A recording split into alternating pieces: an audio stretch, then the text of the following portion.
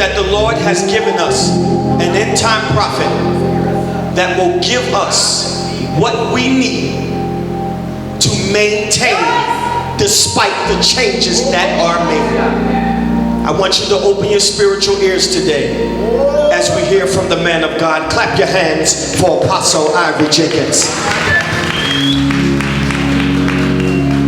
You don't know what he's done for me. Come on, help me sing it. He gave me the victory. That's why I love him. I love him. I really love the Lord. Can y'all sing that out? Come on, just sing it out. You don't know what he's done for me. Gave me the victory. That's why I love him. I love him. Hallelujah, really love the Lord. Now I want y'all to sing it like y'all know what y'all talking about. You don't know what he's done for me. Come on, clap your hands like you know it. He gave me the. That's why oh, yeah. I really love the Lord. Now I want everybody to clap your hands if you love him. Come on. Come on, clap your hands if you love him. I don't hear no glory with that. Come on. From your belly if you love him. Come on. Forget about those things. Forget about that situation. Forget about you don't have no money. Forget about your problem. And just think, I love the Lord. Come on. I love him with all my heart. Come on, my soul, my mind, my body. Do you love him? Do you love him? Do you love him? Come on, do you love him? Hallelujah!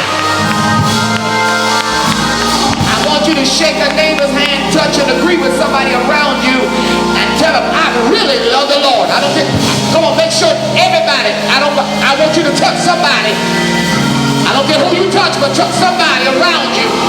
If you see somebody ain't been touched, I need you to touch them. Listen to me. The Lord is getting ready to do something great for his people. And I'm not just talking about me. If he's going to do it for me, he's going to do it for you. And what he's getting ready to do, he's getting ready to bring you out. He's going to snatch you out. But you can't let your situation overpower your praise. You still got to have a high praise even in a low place. Come on, that's an old message. I preach that message way on style message. Amen. A high praise in a low place. We dance a million days, glory, off a high praise. Come on, you remember that day in a low place? Good God Almighty. You got to go through what? Oh, Chef Jocelyn. You got to go through Jericho in order to get to Jerusalem. Jericho is a low place. But can I tell you, even in your low place, you still got to have a high praise. I'm talking about you got to have a hallelujah that won't shut up. You got to have a glory that won't hold its peace. You on your way to Jerusalem. And the devil don't want to get you there. But you got to go to Jerusalem. St. John the 4th chapter. Lord, I thank you. What you, come on, son. Y'all got, watch this. Watch this, Brother Jason. You got to go through Jericho to get to New Jerusalem. Thank you, Lord. Good God Almighty. You got to go through Jericho first to get there. Lord have mercy. That's what's happening. We have been so pacified. We in holiness. So now we don't know how to fight in the spirit. The spirit realm. All we know how to do is complain because we've been pacified. You pray and he bring you out. But how about that prayer that goes through until you get a breakthrough? Ain't no time to give up. Come, Lord, have mercy. Touch somebody around you and tell them ain't no time to give up. Uncle Bess, I was coming down there, touching man of God. I said, Brother Bruce, come on, send the candy. I'll touch y'all right now because ain't no time to give up. Ain't no time to throw in the towels with the preachers. It's time to hold on. You're too close to your destiny. And God's about to do something for you, but he's turning up the heat to, amen, threaten you, to make you bow down to another God. But I refuse to bow down to another God. I've been saved this long and I ain't bowing down now. Can I get any help in here? I wonder if I got anybody to agree with me. There's only one God. Amen. Isn't it odd that here in the book of John, that John takes us to a rest stop in the 4th chapter of John, where Jesus is sitting down to rest at a well, but he sends his disciples into town to get something to eat. Sends 12 boys that were with him back, said, y'all go into town and get something to eat and bring it back. Does not explain to them why he's going to remain. But he remains, Minister Munchie, at a well. He stays there. When the disciples finally come or return back with something to eat, the same Jesus who sent them for something to eat says to the 12 disciples, to the Lord, he says to them, I'm not hungry. Now, you must understand that they travel by foot. They didn't have no horse and buggy, they didn't have no Uber, I think I'm saying that right? Uber, they didn't have no taxi cab service, they couldn't catch no ride.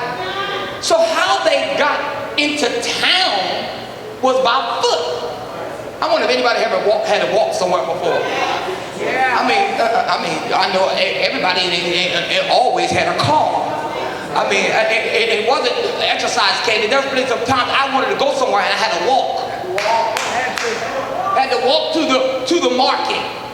Y'all like you never walked to the train station. Because you had to catch it, because you know you had to work, but you didn't have a ride. And the thing about it, they had to walk. Anybody know about walking? Sometimes walking can get very tiresome, especially if it's in the heat of the day. Lord, I got nothing here. Especially, watch this. If the heat is beating down on me, Uncle Bess, and I'm trying to get somewhere to a destination, and I'm walking and sweating, then when I get back to where I got the back and I did what I was supposed to do, Jesus tells the disciples, I don't want it. Thank you, that's how I feel. And I'm quite sure that's how they feel. Can we be honest? Can you imagine somebody sending you, if I sent y'all all the way up Broad Street and told you to go get me one piece of chicken, and when you come back with that one piece of chicken, I'm talking about, I don't want this. Jesus had a sense of humor. But anything that Jesus done, I'm going to say, it was always for a reason. Now, I want you to understand that they traveled by foot, so it took them a while to get there and do the errand. You would think that by the time that they got back, that Jesus would have been hungry by now, but that's not the case here. Then, when he gets back, amen, with the lunch, watch this.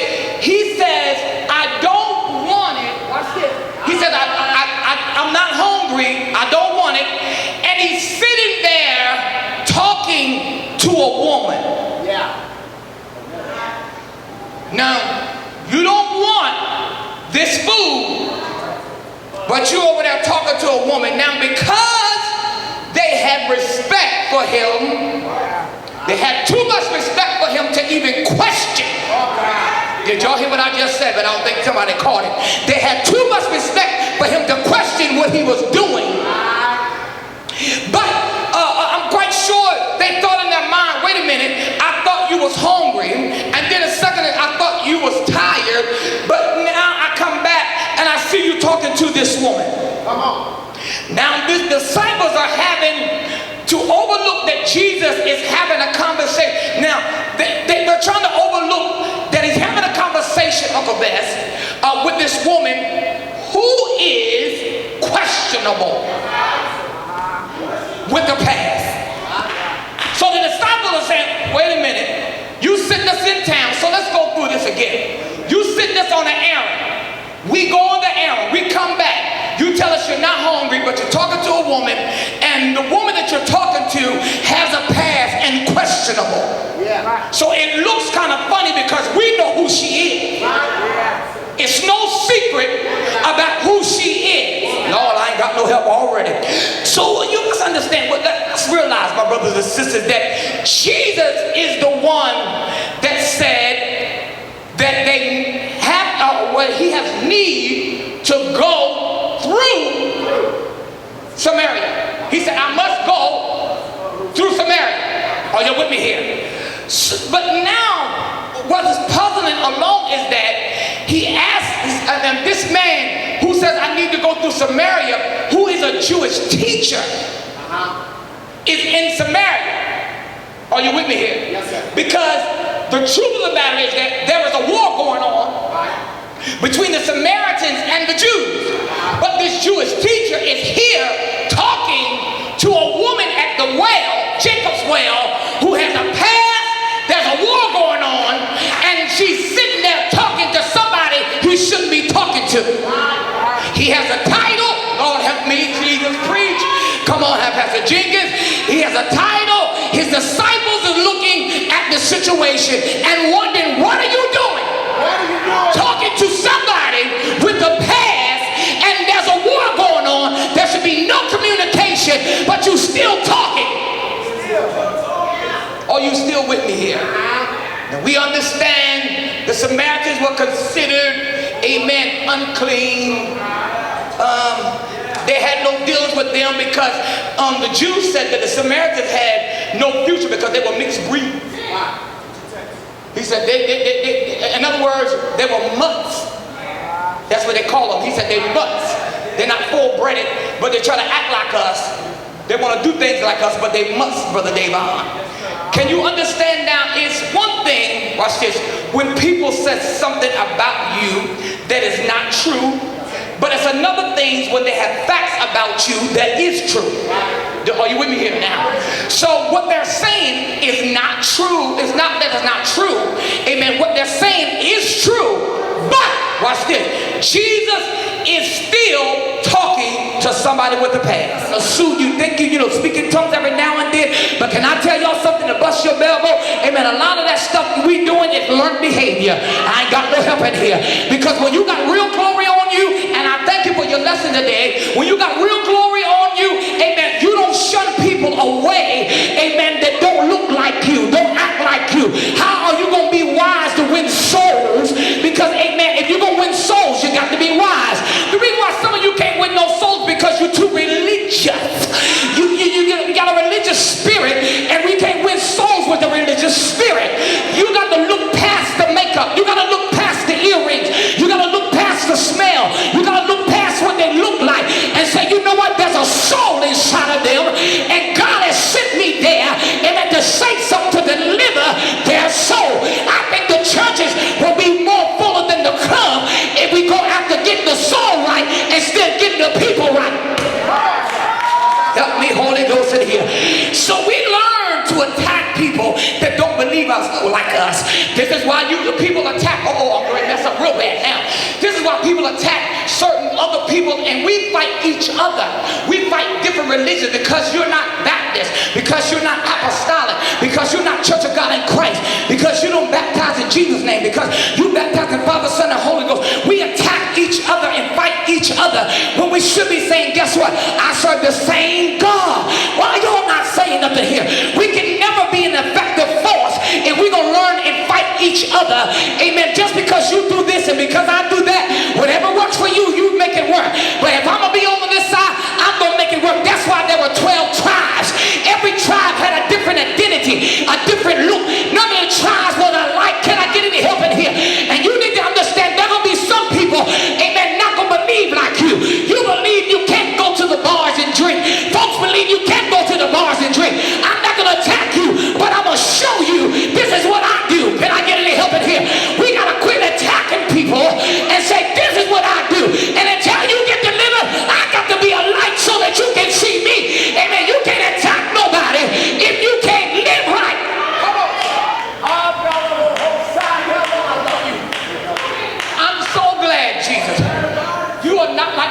else. Because they're supposed right now to think you should go to hell. Y'all quiet. Y'all don't know, y'all got some people right around you probably sitting on your road. They probably think you ain't got it together and think that you ain't living right and think you should go to hell. But I'm so glad that God is not like people. That God has said, guess what? I'm a forgiving God. This is what I died for. He said, I shed my blood so that you can get back on this altar. Dust yourself off. If it wasn't for the shedding of blood, I ain't got no help in here. We wouldn't be saved. But that's why I'm so glad about the blood. We don't get excited about the blood. We don't get excited about what he did on Calvary. But every time I think about what he done, something in the inside of me, Uncle Bess, starts stirring up. It made me want to get on my knees and pray again. Every time I think about when they pierced him in his side, put a crown of thorns on his head, how they made fun of him, how they told his mother, look at your son, and he stayed right there, didn't say a word, but he died. Can I get any help in here? And when he stayed right there, he finally said, Lord, let your will be done. And he gave out the ghost. You didn't kill my Jesus. I want y'all to quit saying that. You didn't kill him. He gave out the ghost so that I could have a right to the tree of life. He knew folks would reject me. He knew folks would let me down. He knew folks wouldn't talk about you. But he said, you still got a future. And because you got a future, the God I serve is at the top of church. There's still hope in you. There's still life in you. Clap your hands, celebrate, and praise God. Oh, yeah. So he sent his boys on an errand. Because sometimes people with you would never understand the vision. Sometimes they will, amen, be so arrogant and not understand the assignment that God has given you. And because sometimes the people, watch this, that are with you are trying to act more important than you and not serving you. Can I get a help in here?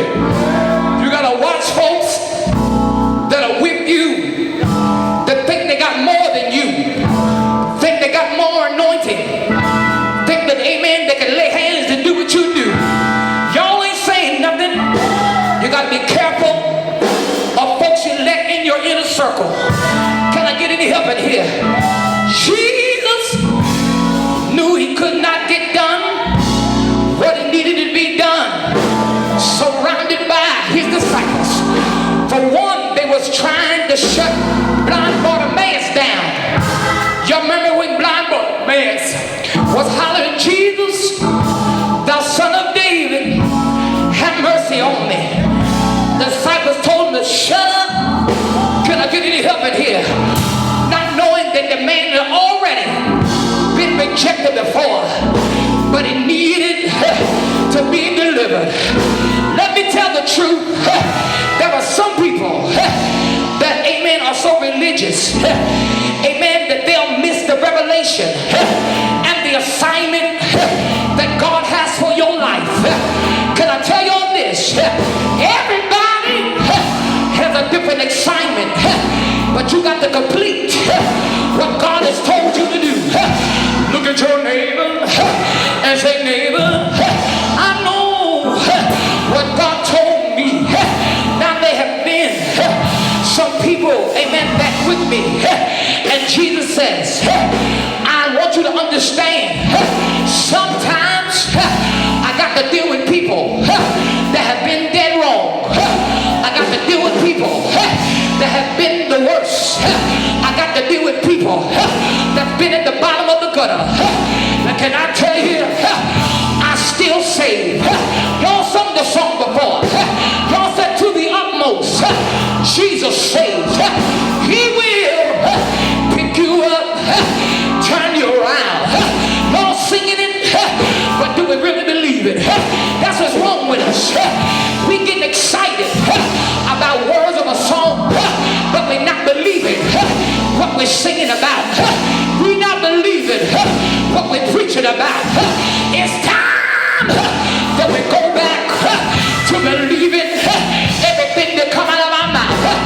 I said he's able on a Sunday. He's still able on a Wednesday. He's still able by Friday. I know it don't look that good, but the God I serve is still able. Can I get anybody in this house that know God is still able? Can you look at your neighbor and say, neighbor, did you hear what I just said? I said, God, oh yeah, is still able. He's able to do exceedingly, abundantly, above all we can ask all things, according to the power that worketh inside of you. Can I get any help in here? There's something that's working in you that the devil is nervous about, because if you get it working, you're going after the rejects, you're going after the folks in Lodi Bar. Don't nobody want to go down the Lodi Bar and get those folks. Don't nobody want to go down to the hood and tell the people, Jesus, he still saves. Jesus, he still delivers. And I got news for you. He'll wait on you at the well. He'll wait on you. There's an appointment with destiny that you can't miss. Yeah, there's an appointment with your purpose, and you can't avoid it. I came to tell somebody, you can shout all day